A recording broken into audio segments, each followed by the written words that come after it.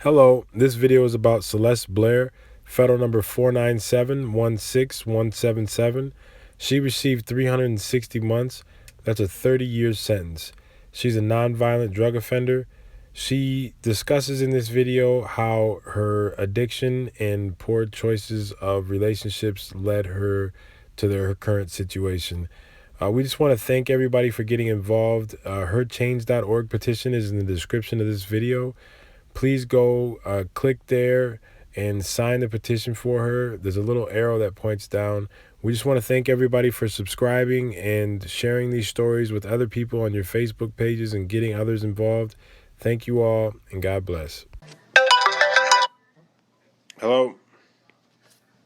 You have a prepaid call. You will not be charged for this call. This call is from Celeste Blair, an inmate at a federal prison. This call is being recorded and is subject to monitoring.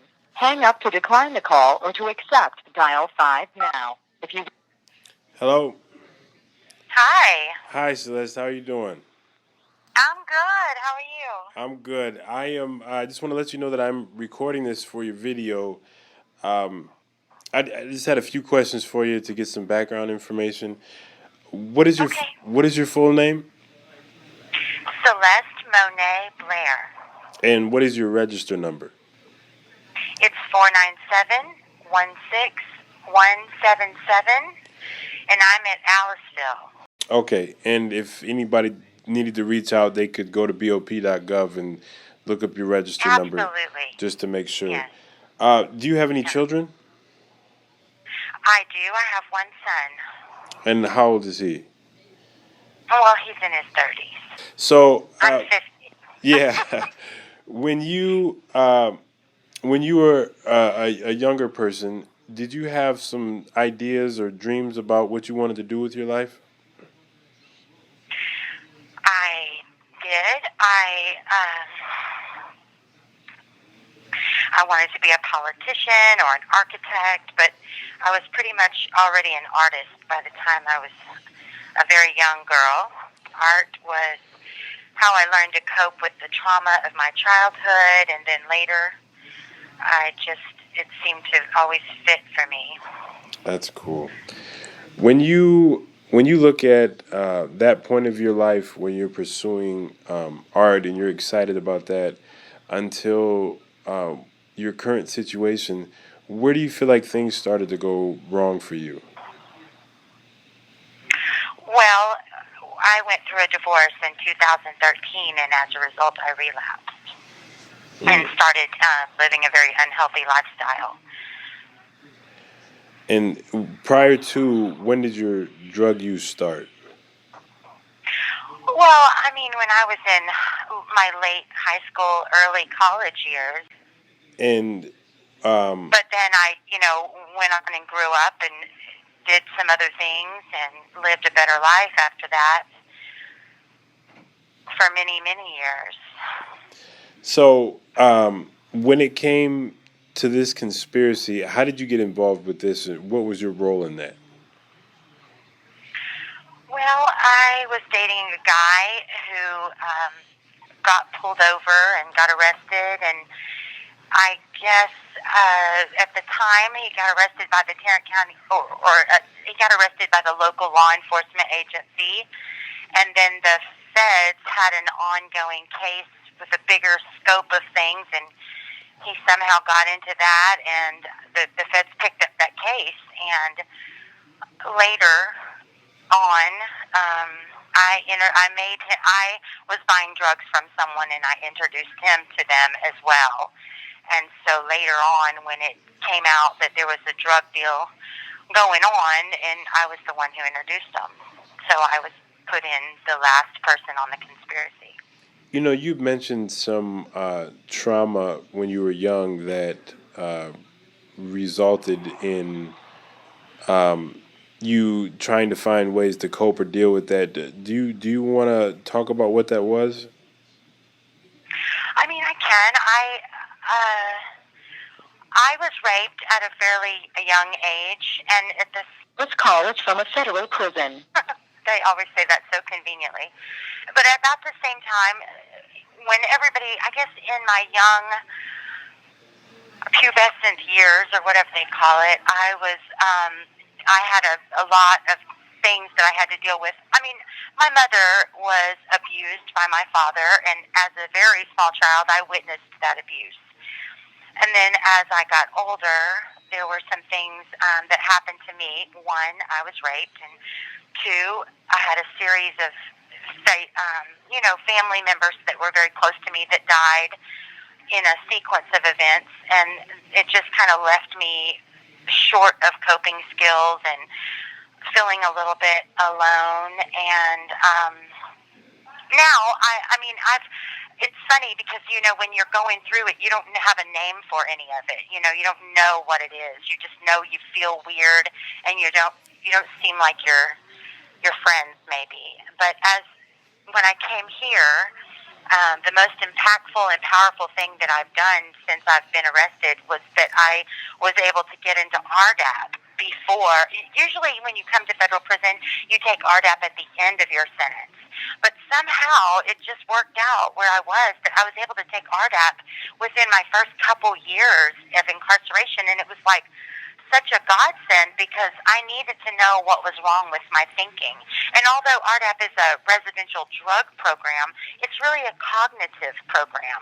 And I was able to learn that all of those years, I just didn't have any coping skills, and I was extremely codependent. And, it wasn't even about whether I was sober or whether I was not sober or whatever I was going through at the time. It was about the fact that I had all of these thinking errors going on in my brain from a very small child. And so I think that's the best thing that's happened to me, because I really was transformed by that program and able to kind of put a label on a lot of the things that I was feeling and learn how to be assertive. And I constantly would look back at my situation and be like, oh my gosh, if I had had a better communication skills and was not so codependent, I would have never got in all this. I would have been like, bye. Right. I would have never been like, oh, okay, you need me to, sure, whatever you want, as long as you don't leave me. And that's the most pathetic scenario, but it's a common scenario. And while I was in RDAP, I heard the same story from a million women. They all just had different names, but it was the same story, broken women who are willing to jeopardize anything just to be loved in this world. And I'm really a different person now that I have been able to recognize it for what it is. And so what a blessing it was is that then I was able to go on to be a teacher here, and kind of pass that on. And no matter what I'm teaching now, I'm able to work some of those concepts in. Like, I read this book called Emotional Intelligence, and it was a very RDAP kind of book, but it was real spot on. And I am somehow, no matter if I'm teaching health awareness or public speaking or creative writing, somehow I get those topics and those concepts into the class. And I always see that the girls, the women, they respond to that, So I feel very fortunate personally. And so I just look at my past for what it is. It was the stepping stone to some real stupid mistakes, but that doesn't mean it's the end for me, Right. Right. Well, that's an absolute blessing that you had that opportunity to take that class. Fast forwarding a little bit. Yeah, it's a 9-month program with a year follow-up. It's intense. It's serious. I didn't think I was going to make it. Well, that's but a blessing. Yeah, go ahead. Fast forwarding a little bit. So when the indictment comes, was there ever discussion about time or how much time you were facing? Well, when my attorney first approached me, she told me that I was looking at 8 to 12 years. And then the next time I saw her, she said she was sorry, but I had been assigned to McBride, and that he was my judge. And then she said that, she just couldn't help me, that any other court, she would be able to work some things out, but that he was different, and that I'd be lucky not to get considered a career criminal and be given a life sentence. Wow. And that was our new goal. Our goal was no longer to get me home in 10 years. It was now to keep me from doing life in prison, because in a court where there are 3 options for your judge, I was given him. And she made that very clear to me. As a matter of fact, she went on to tell me that if we tried to argue the drug quantities, because the day she gave me my PSI, and like literally I pretty much had a stroke. I mean, physically a stroke, because I read it and I was just like, what? You've told me something completely different. Where is all this coming from? And she was like, listen, if we argue the drug quantities in this, you're going to lose your 3 points for acceptance for responsibility. And so we're bound here. Like, there was nothing else we could do, I mean, as far as she said. And it definitely seemed that way, because when I went back to my tank, like, everybody knew in a hallway of women that in 6 to a tank, the ones that had one judge, they all got a certain amount of time, pretty much. We all were there for the same exact thing with pretty similar criminal histories, you know, with a little bit of a variance, but it was pretty much known. If you had McBride, you were going to get 20 or 30 or 40 years. No ifs, ands, or buts about it. There was no difference. I don't know one person that got less than that from him, personally. That's crazy. This call is from a federal prison. Can you take us to sentencing? What was that like? Who was there, and what happened? Well, let's see. The day that I went before Judge McBride, I just simply couldn't imagine that I was about to get 30 years. But my co-defendant had just gotten 30 years the week before. And so I made sure to tell my parents, because I knew they were coming ahead of time. I said, Mommy, you know, whatever you do, whatever he says, just know that this is not sealed in stone. We can work, you know, whatever it is, we're going to make it through this. Because I knew that they were saying that I was going to get the same amount that my co-defendant got. So my dad had pulled it up on the internet the day before, and it was on the internet that McBride was going to hand out landmark sentences the following day. So my dad hadn't said anything to my mother, but he knew that it was not going to go well. And as we began to argue the drug quantities and the inconsistencies in the PSI, and I was looking up at him like, you know, hoping that he would just like recognize some difference in me, that I wasn't the person that they were making me out to be, or that it was seeming like, you know, and that my life had worth, and it wasn't what was on that paper. He never even looked at me. Judge McBride never, that's the one thing I remember, it's like he never even made eye contact with me. He read my criminal history, but it was too late. He had already said it, you know, like it was already in the air of the room that I was this person. But I had to hold it together because my parents were sitting behind me, and I had heard my mother gasp when he said 30 years, and I just had to keep it together for her, you know. And back in the tank, there were 5 other women and a hallway of women, and they were all charged with basically the same thing. So it just didn't make sense to me that just because I had been drawn a different judge that I was going to spend 30 years in prison. That's terrible. That is absolutely terrible. What has it been like since sentencing, as far as communication, visitation, stuff like that? What has that been like for you? Well, my first few years after sentencing were pretty hard. They were hard on me, and they were hard on my family, my mother especially.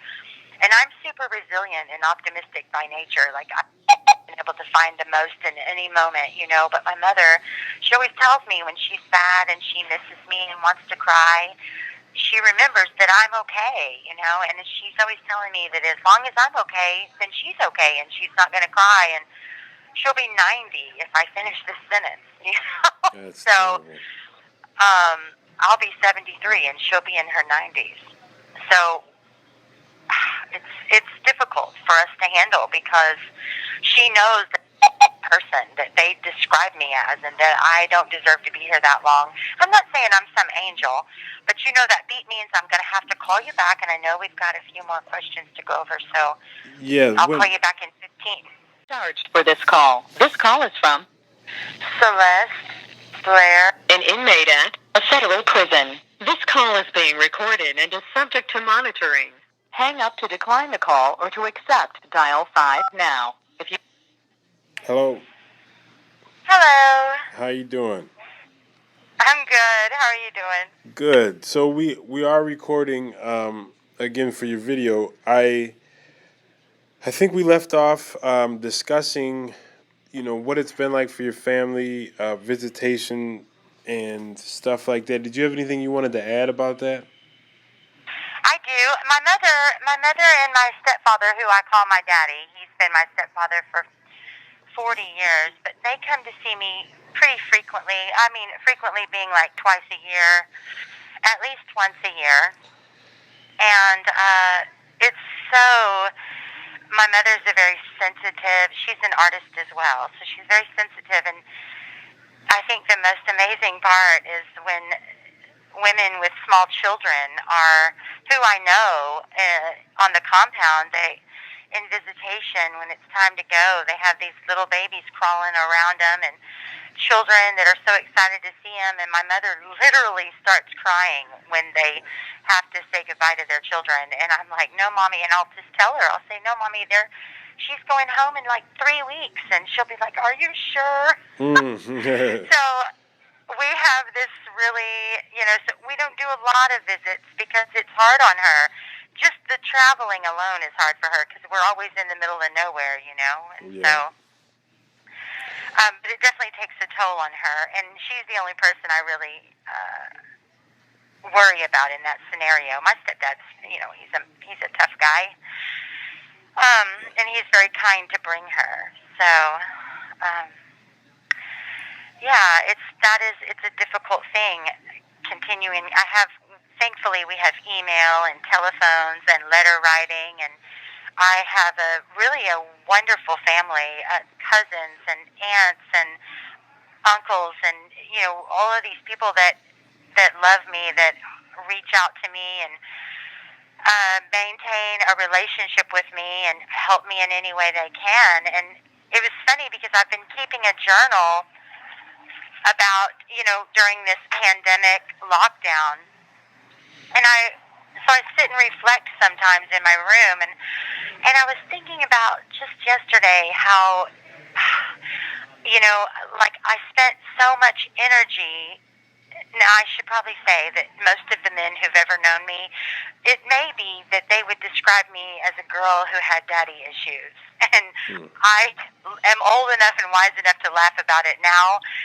However, it became very real to me yesterday when I was journalizing that I spent my whole life like trying to fill a void within me for some man to love me, and in the event of that, I jeopardized my freedom sometimes and made decisions that weren't smart and things that weren't for me, and then when I came to prison, I realized that I have all these amazing, strong women who were there all along. Like aunts and cousins that are powerful women who all I had to do was pick up the phone and they would have been there for me no matter what. And it never even occurred to me that they were who I should have been building relationships with, instead of like empty stuff.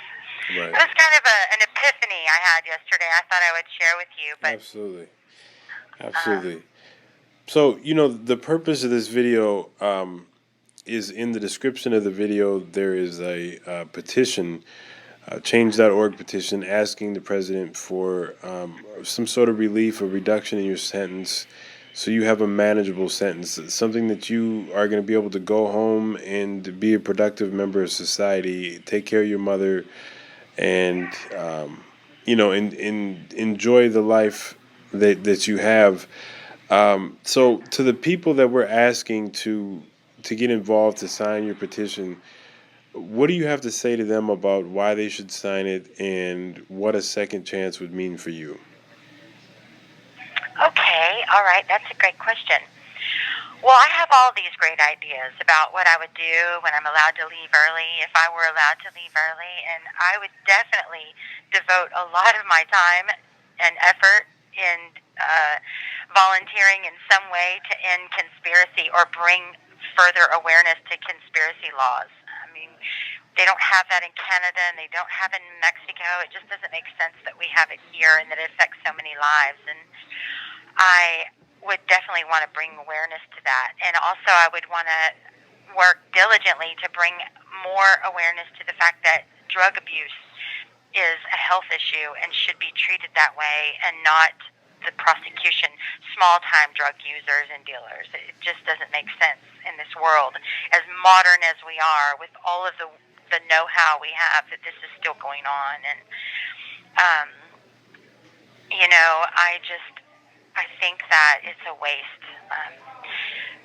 So part of me wants to sail around the world and just clean up the ocean and pull plastic out of it and take it easy, but that's not really what I'm wrapped like. I have journals and journals and journals of art that I want to create and things that I want to do, but I always come back to this sweet thing about my mother and how she's just consistently reminding me of how much she needs me there. And This call is from a federal prison.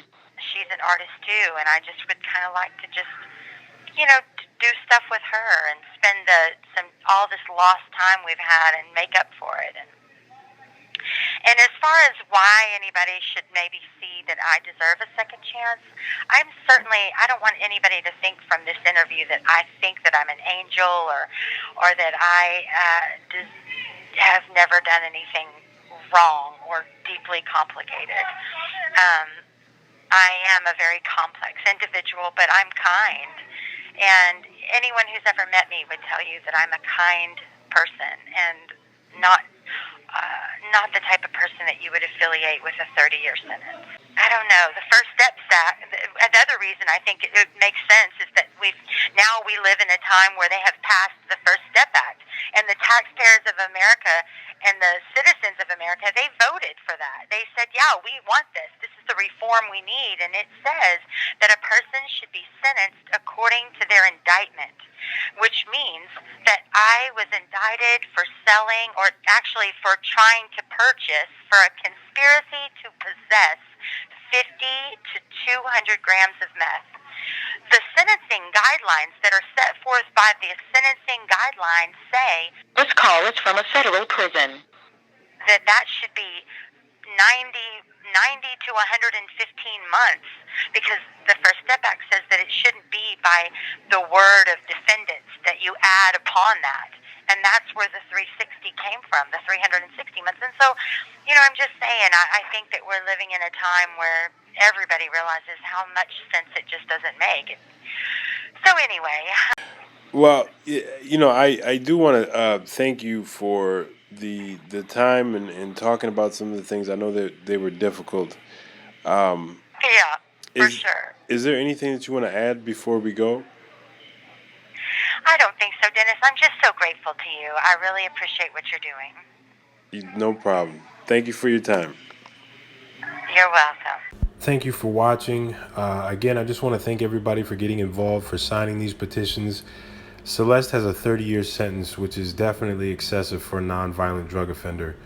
We just encourage you to share the videos on Facebook, to ask your friends to share the videos, to subscribe as others share their stories or their talents, that you would get involved in and give these individuals a voice from the inside. Thank you all again, and God bless.